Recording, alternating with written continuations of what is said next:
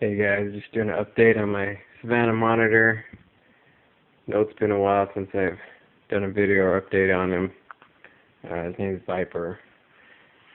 If you watched videos from before, he was pretty sick, having some seizures and such. Had some major dehydration problems, but got him back to health, doing great, growing huge, eating everything in sight. Doing pretty well. He's in there hiding. He's a little cranky today because I just got him a new enclosure. Pretty big tank. It's actually donated to me. It's pretty much the biggest tank I guess you can get at PetSmart. Kind of had to do some rigging for a lid and stuff. He's pretty strong, so I put these blocks up there because you can push them off. So I have coconut in there, coconut substrate. Stays pretty moist. I let it dry out every few weeks or so. I threw a little plant in there. It's a fake plant. There's a pretty big log sitting in there, and I cured that thing with bleach. Soaked in there for about a month or so. Sorry if my phone isn't catching all the detail of it, but it's a cheap phone. Soaked it in bleach, soaked it in salt water for a month. First a month in bleach water solution, and then a month or more actually in salt water. Got all the nasty stuff out of it, and then I soaked it in RO water for another month. And finally I used, it's called ozone water. We actually use it at a vet clinic I work at, and it kills just about every bacteria and fungus you could think of. But since then, actually, since I've taken care of this guy in here and a few other animals, I actually got hired at a vet clinic and became a vet technician, and take care of a lot of reptiles in our little community here. And so it actually all started with this guy. It's pretty kind of cool, how everything works out. So I got him in here. He's got a little warm spot right here. He likes to hang out in these bricks when he's not being shy or moody, and warms up real nice. Light up here. You can see he's got a cool little stand and everything. This usually has a little screen that goes over it. It fits pretty well in there. Keeps him in and everything. So he's doing well in there. Doing great. I'll try to get a video of him when he's out and eating and everything. He's still blind. Never got all his vision back. I'm okay with that though. He's a really great lizard, and does well with kids and dogs and everyone else. So he's my baby. But I also got another project, and actually the people that gave me this tank had these guys over here I'm about to show you, and they're bitter dragons, and they have the worst metabolic bone disease I have ever seen in bitter dragons. So that big one there is a female. She can't move. She doesn't open her eyes very much. I believe she possibly had some kind of infection going on. I just got her. Not sure yet. Gonna take her to the clinic and do some blood work and check her out. Both are eating pretty well. The little one in the back there, who's probably the worst out of the two, eats only out of a syringe, and he apparently has had almost zero UVB, UVA light, and the owners, I'm sure they tried their best, but instead of pulling his hides and allowing him to be under the proper lighting, they left him in there and he hid, and he stayed in there for a pretty long time. So he should be somewhere around her size, but you can see his growth is stunted. I'll pull him out real quick. As you can see, he can't really get anywhere because of this issue he's having.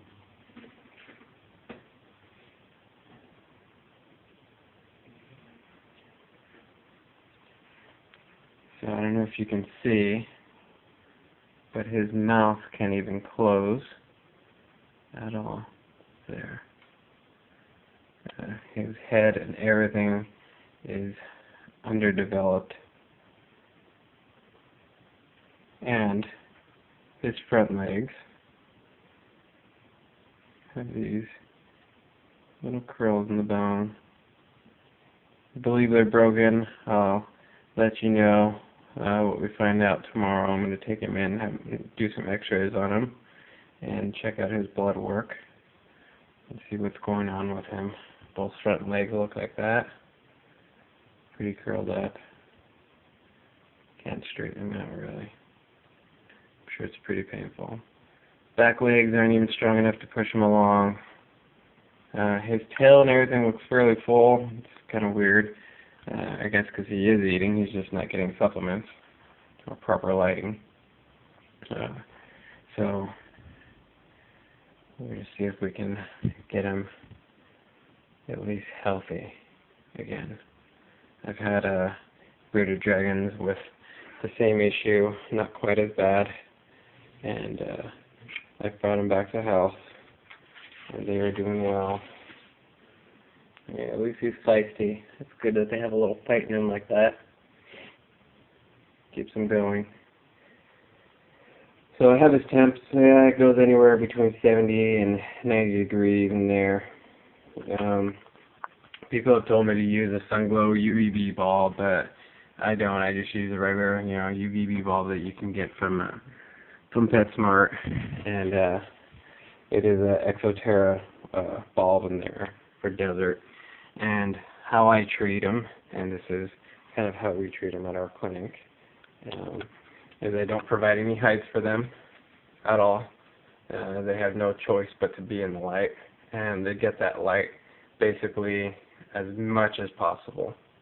Those are my blinds in the back of my window. I live in Arizona, and the sun basically shines through this window all morning, all afternoon, and all day long. So they're also getting UVB, some at least through the window as well. And that does help them to absorb the calcium and everything and all the vitamins that they are getting. And I will show you exactly what I'm using to treat them. So I use this. It is not cocaine. It is not speed. It is actually, I believe, Fluker's Carnivore Critical Care that they sell at PetSmart. I used actually this on my Savannah monitor when he was sick. It worked really well.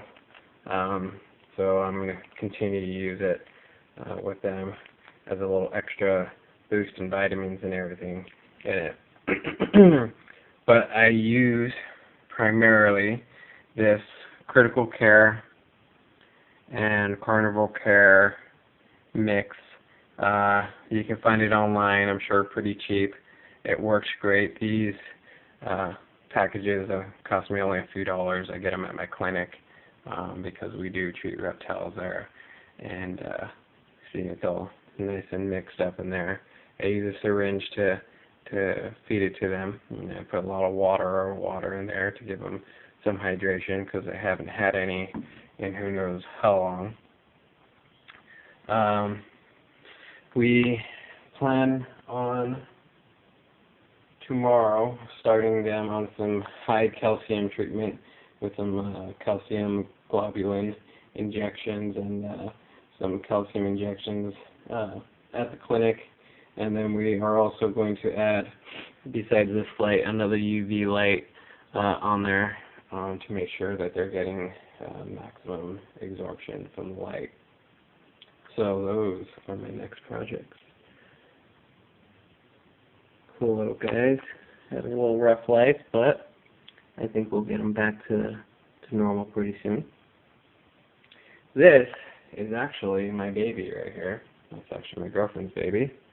And we got her a while back. she is a flat-necked chameleon. Very beautiful, very cool. Probably one of my favorite reptiles, and of course next to my Savannah. She has grown some since we've gotten her. It's very beautiful. We do have some light plants in there, some hibiscus in the back there. Some of those are artificial lights. Plants that you see there. And she usually is crawling around a lot.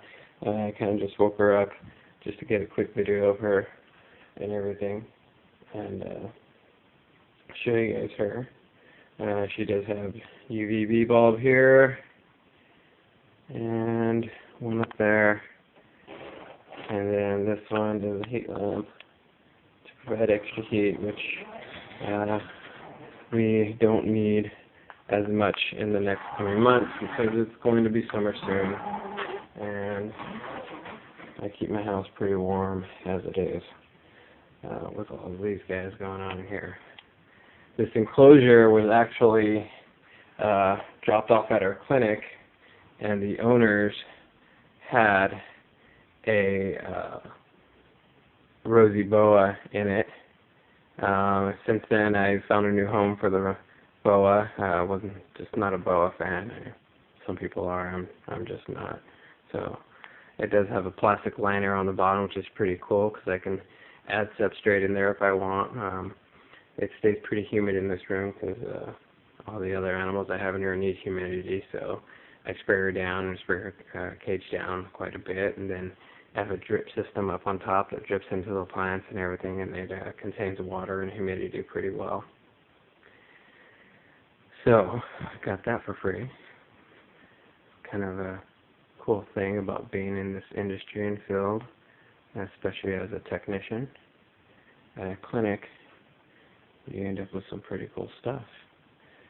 Next, I will show you actually a female ball python that was also abandoned at our clinic, and we worked on her for some bit. She did put on some weight while we had her. We did hydrate her pretty well. I don't know if you can see in here at all. That's her right on top. She's hanging out up there. And I've had ball pythons in the past, in high school and stuff when I was a kid, and wasn't a big fan. Well, I was of the ones I had in high school, but I haven't been since.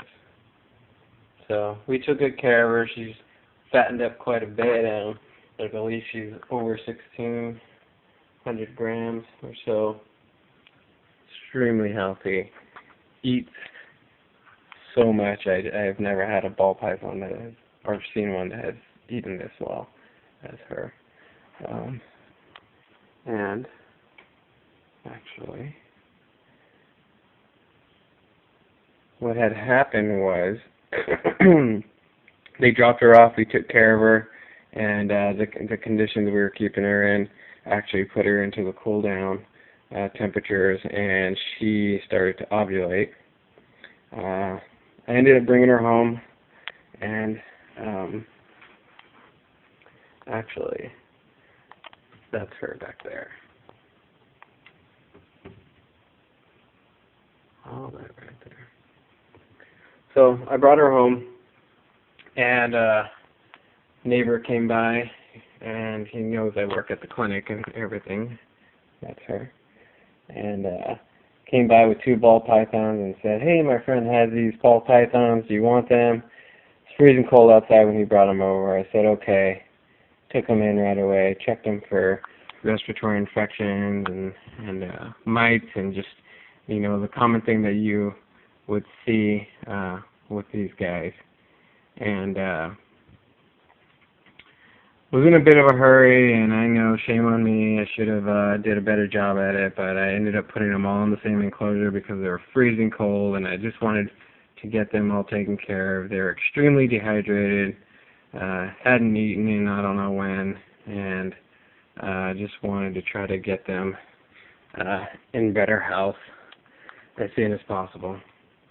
So I'm heading to work next morning in a hurry, look over, and apparently one of the snakes that he brought over was a male, and the female bred with the male, and I guess I will be having ball python eggs very soon, probably in the next 2 weeks or so. Yeah, very accidental, but, you know, new experience for me. Sure it'll all work out great. Already got an incubator set up for them.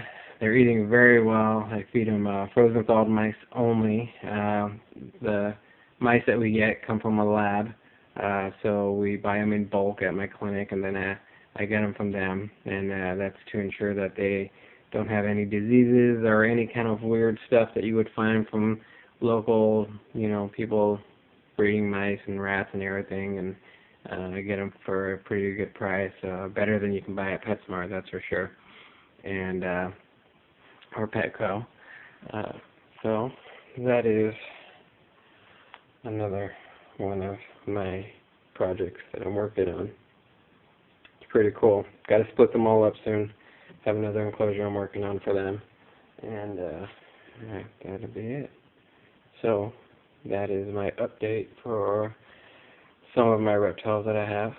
I have some more bearded dragons, including a scaleless and another male and female, which happened to were breeding too, and I didn't know about it.